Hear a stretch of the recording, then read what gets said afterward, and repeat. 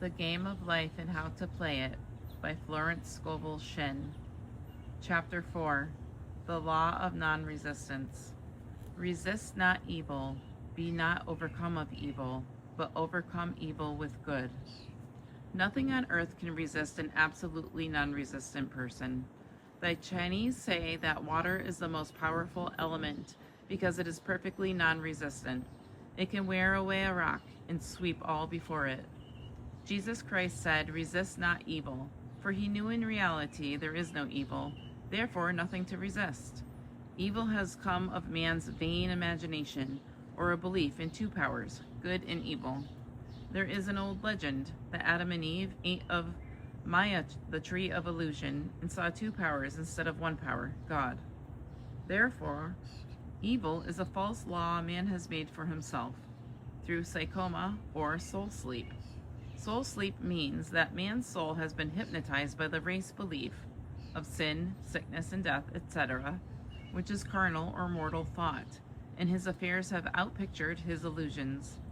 We have read in a preceding chapter that man's soul is his subconscious mind, and whatever he feels deeply, good or bad, is outpictured by that faithful servant. His body and affairs show forth what he has been picturing. The sick man has pictured sickness, the poor man poverty, the rich man wealth. People often say, why does a little child attract illness when it is too young to even know what it means? I answer that children are sensitive and receptive to the thoughts of others about them, and often outpicture the fears of their parents. I heard a metaphysician once say, if you do not run your subconscious mind yourself, someone else will run it for you. Mothers often, unconsciously, attract illness and disaster to their children by continually holding them in thoughts of fear and watching for symptoms. For example, a friend asked a woman if her little girl had had the measles. She replied promptly, "Not yet." This implied that she was expecting the illness and, therefore, preparing the way for what she did not want for herself and child. However, the man who is centered and established in right thinking, the man who sends out only goodwill to his fellow man, and who is without fear, cannot be touched or influenced by the negative thoughts of others. In fact, he could only then receive good thoughts, as he himself sends forth only thoughts. Resistance is hell, for it places man in a state of torment.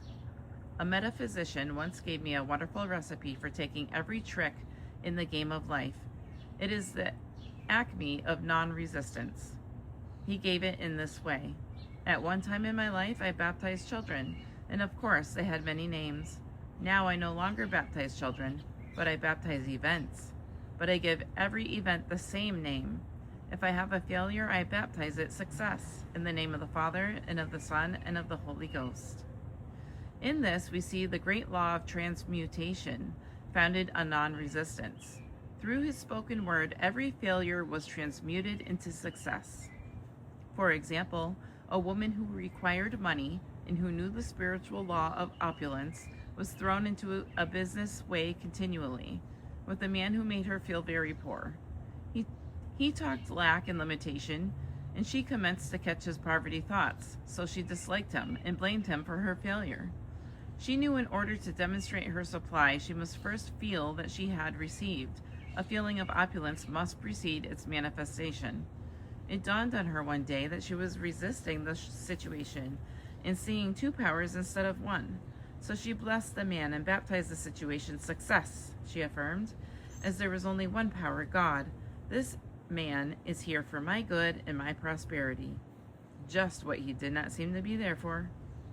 Soon after that, she met, through this man, a woman who gave her for a service rendered several $1,000s, and the man moved to a distant city and faded harmoniously from her life.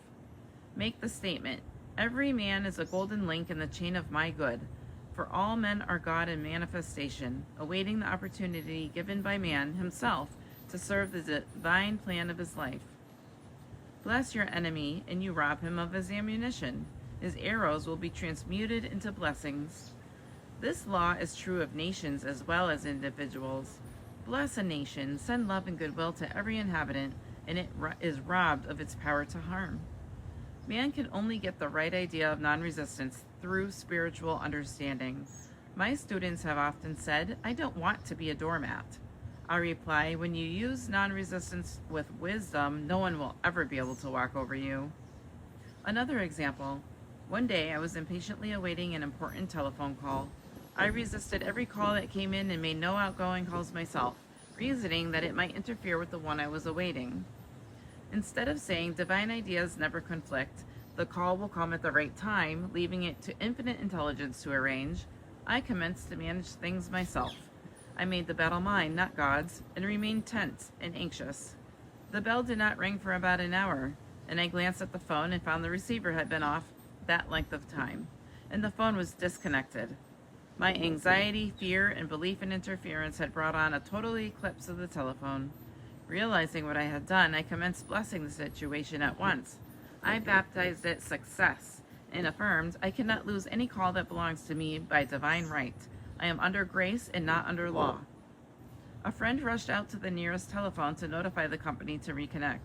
She entered a crowded grocery, but the proprietor left his customers and attended to the call himself.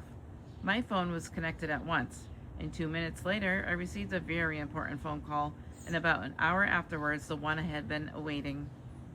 Once ships come in over a calm sea. So long as man resists a situation, he will have it with him.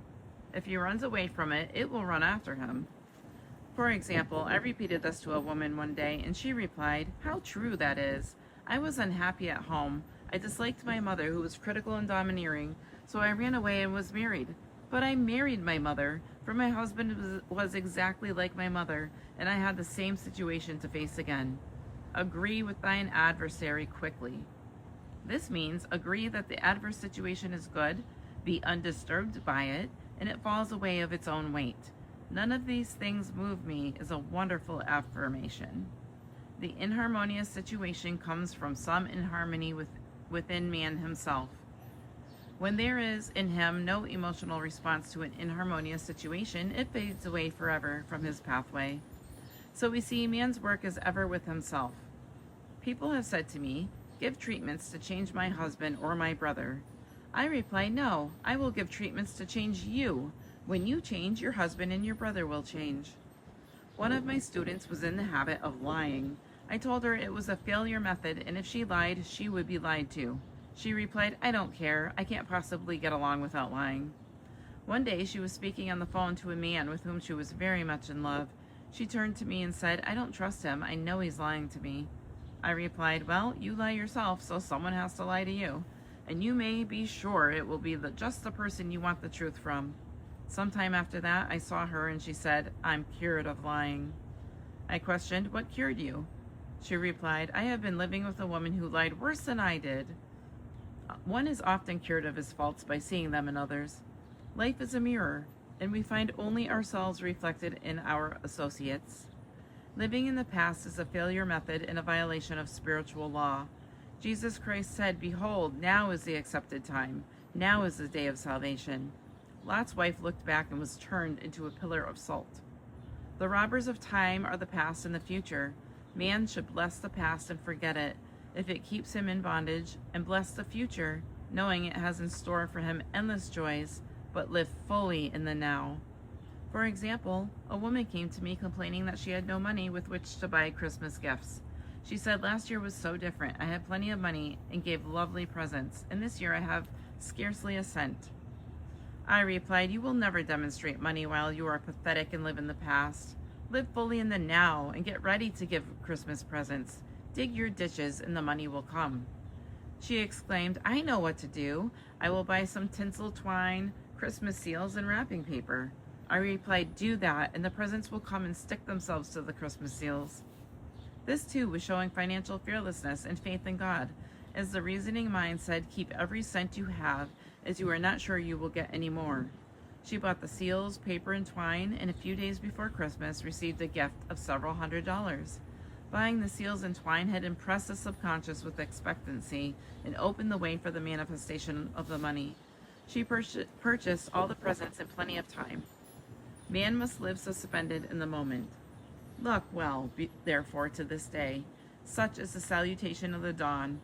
He must be spiritually alert, ever awaiting his leads, taking advantage of every opportunity. One day I said, continually, silently, "Infinite Spirit, don't let me miss a trick." And something very important was told to me that evening. It is most necessary to begin the day with the right words. Make an affirmation immediately upon waking. For example, "Thy will be done this day. Today is a day of completion. I give thanks for this perfect day. Miracle shall follow miracle, and wonders shall never cease." Make this a habit, and one will see wonders and miracles come into his life. One morning I picked up a book and read, "Look with wonder at that which is present before you." It seemed to be my message for that day. So I repeated again and again, "Look with wonder at that which is before you." At about noon, a large sum of money was given me, which I had been desiring for a certain purpose. In a following chapter, I will give affirmations that I have found most effective. However, one should never use an affirmation unless it is absolutely satisfying and convincing to his own consciousness, and often an affirmative is changed to suit different people. For example, the following has brought success to many. "I have a wonderful work and a wonderful way. I give wonderful service for wonderful pay." I gave the first two lines to one of my students, and she added the last two. It made a most powerful statement, as there should always be perfect payment for perfect service, and a rhyme sinks easily into the subconscious. She went about singing it aloud, and soon did receive wonderful work in a wonderful way, and gave wonderful service for wonderful pay. Another student, a businessman, took it and changed the word work to business. He repeated, "I have a wonderful business and a wonderful way, and I give wonderful service for wonderful pay." That afternoon, he made a $41,000 deal, though there had been no activity in his affairs for months. Every affirmation must be carefully worded and completely cover the ground. For example, I knew a woman who was in great need and made a demand for work. She received a great deal of work but was never paid anything. She now knows to add wonderful service for wonderful pay. It is man's divine right to have plenty, more than enough. His barns should be full and his cup should flow over. This is God's idea for man, and when man breaks down the barriers of lack in his own consciousness, the golden age will be his and every righteous desire of his heart fulfilled.